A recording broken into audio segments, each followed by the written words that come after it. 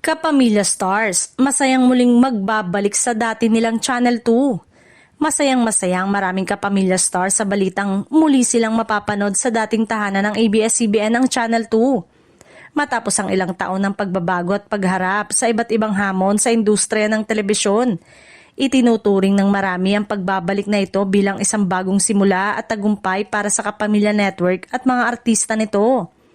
Ayon sa mga insiders, hindi maitago ng ilang kapamilya stars ang kanilang emosyon nang marinig ang balita.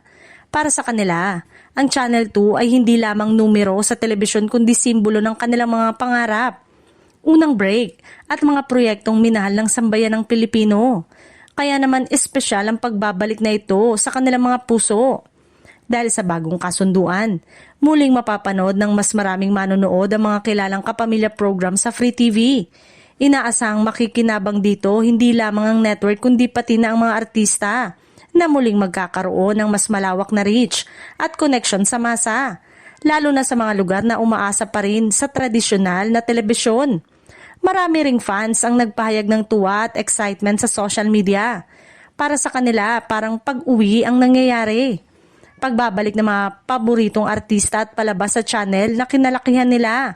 Ang nostalgia at pananabik ay sabay na bumabalot sa kapamilya community. Sa kabuuan, ang pagbabalik ng Kapamilya Stars sa Channel 2 ay hindi lamang simpleng pagbabalik ere, kundi isang patunay ng tibay, determinasyon at patuloy na suporta ng mga Pilipino sa ABS-CBN. Isa itong bagong kabanata na inaabangan hindi lang ng industriya kundi ng buong Kapamilya Nation.